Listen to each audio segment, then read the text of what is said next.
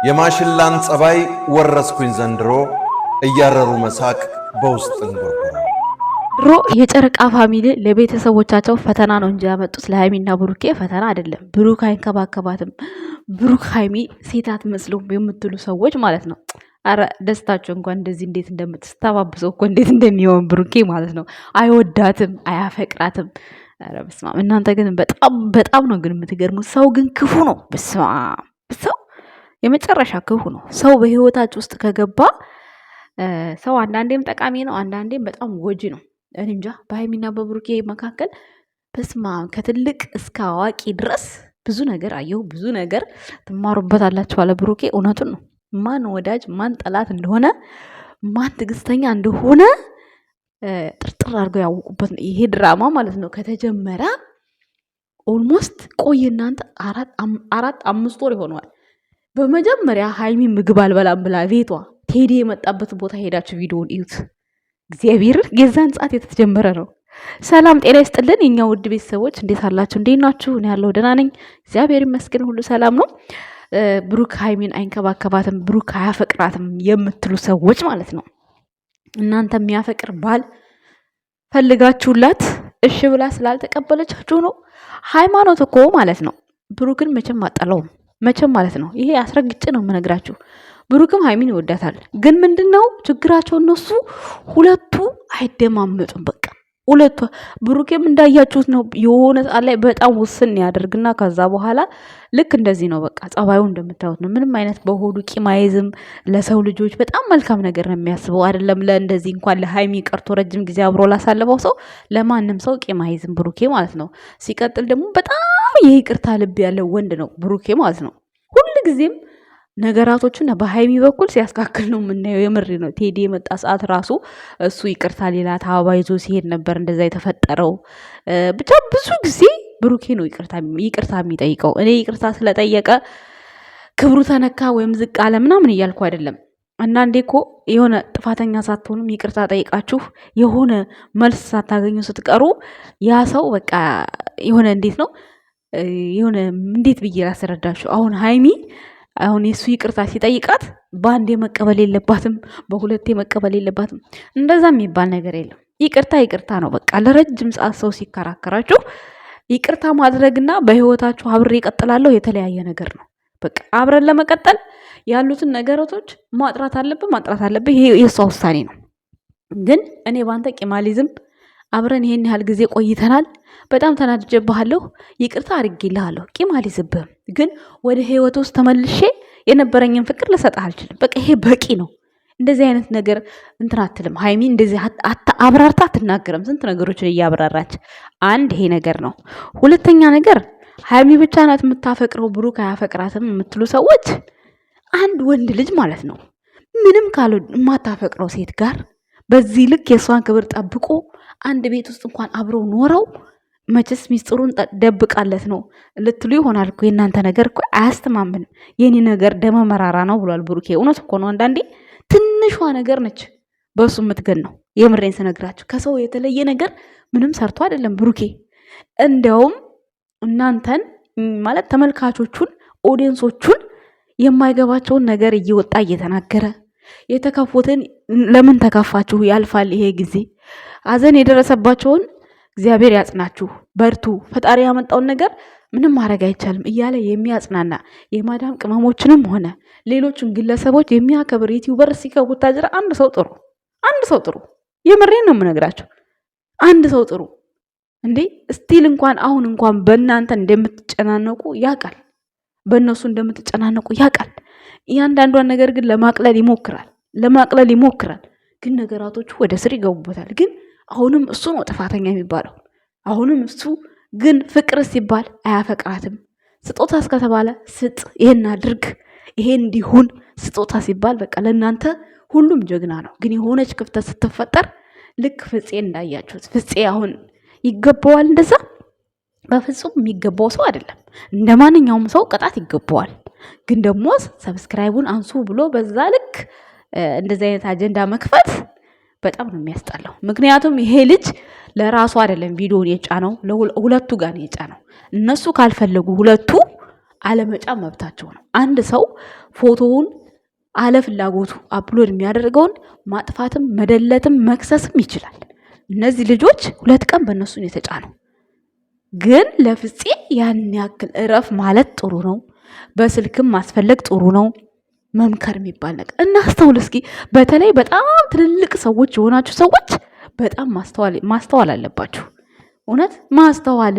እዛ ማዶ ሰፈር ያላችሁ ሰዎች በስማ ምንም በቃ እንደወረደ ነው የሚያወሩት። በቃ እንደወረደ እንዴ! የማዳም ቅመሞች እኮ ዛሬ እኮ በሃይሚን በተመለከተ ቢጣሉ፣ ነገ ብሩኬን በተመለከተ ቢጣሉ የሆነ ሰዓት ላይ ከነሱ ሰላም ካለ ሰላም አለ። እነዛ እኮ አንዱን ጥለው አንዱን አንጠልጥለው እኮ ነው የሚወግሙት። ደግሞ እኮ ምንም ፋይዳ የለው። እነሱም ይሉትን እየሰሩ ይኸው ጸብ ደረጃ ደረሱ ልጆቹ እንጂ ይሄ ነገር እኮ ሲጀመር ጅማሬው እንደምታዩት ነው። እንደው አሁን እንደው እዩ በዚህ ልክ ለማንኛውም እዩ ፌመስ ሆነች። ምክንያቱም ዛሬ ራሱ ካልሲና ምንድነው ይዞላት መጥቶ እጁን ነከሰችው። የእውነተኛ ባልሽ እንደሆነ እያሳወቅሽን ነው። በዚህ ልክ ግን አይገርምም?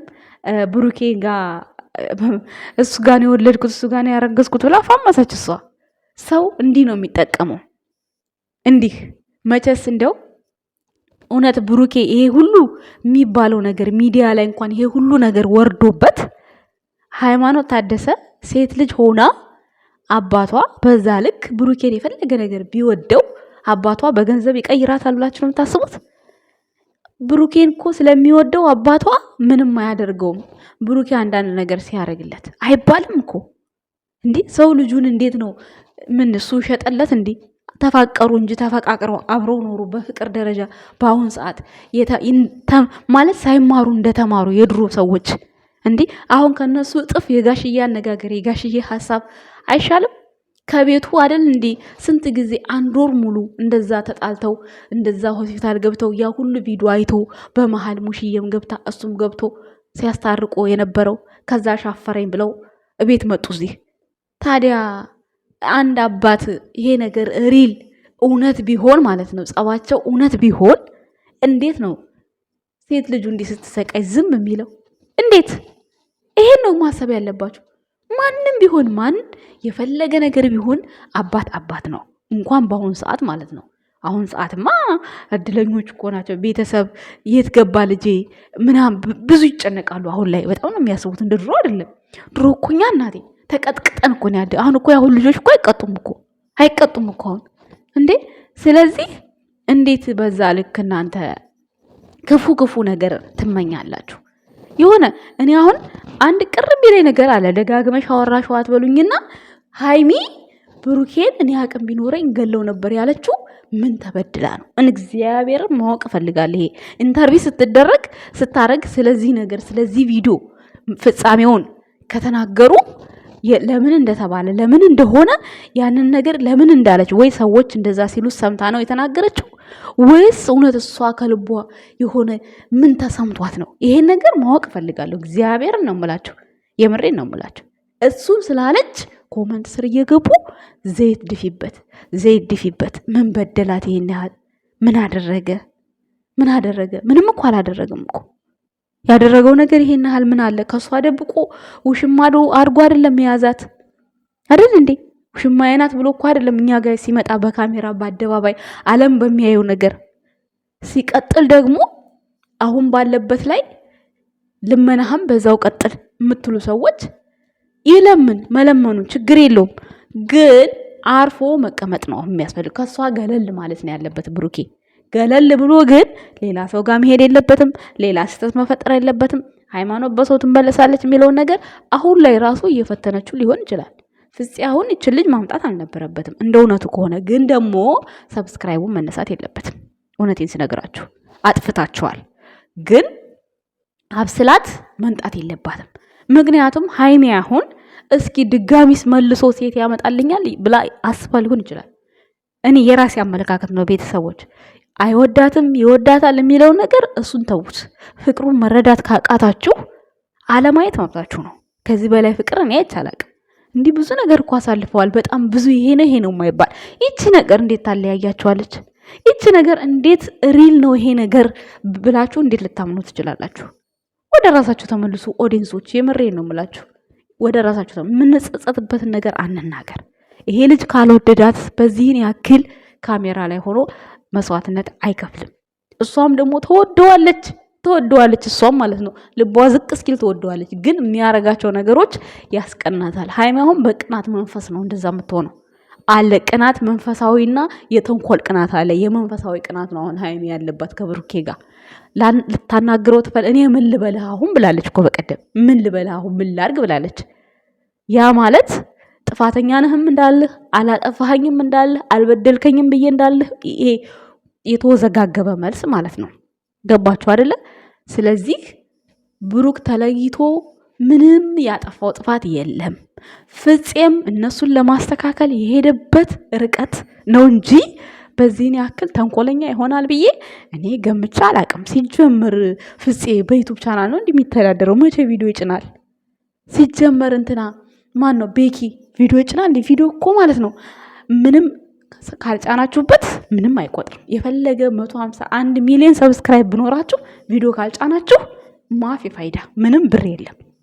ይሄን አገናዝቡ። የምሬን ስነግራችሁ ይሄ በሳምንት አንድ ቪዲዮ ምናምን ተለቆ እንደዚህ የፈለጉትን ብር መዛቅ አለ። ውሸት የለም። የምሬን ነው የምነግራችሁ። መቼ ይጭናሉ እነሱ ቪዲዮ? በባለፈውም ቴዲ መጥቶ እንዲሁ ሲጣሉ ፍፄ አብሮ ነበረ። አንዳንዴ በአንድ ስህተት የሰውን እንትን ገደል መስደድ የለብንም። ይሄንን ስላችሁ እኔ አሁን የመጣበትን ነገር ደግፌዋለሁ ማለት አይደለም። ምናልባት እስኪ ውጤቱን እናየው። ለምን ሰውን አንድ ጥፋት አጥፍቷል ብለን ለመቅበር ለምን እንሯሯጣለን? መሯሯጥ የለብንም፣ መታገስ ነው ያለብን። ገባችሁ አይደለ? እና ለማንኛውም የኛ ውድ ቤተሰቦች እኔ ዛሬ ልላችሁ የመጣሁት ነገር ምንድነው?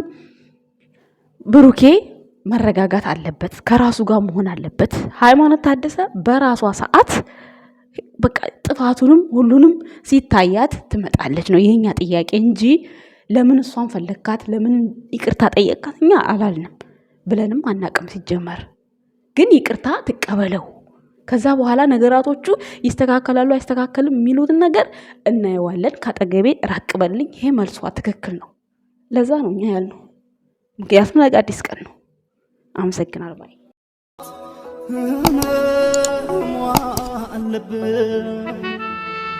አፈሮ አመግቤነ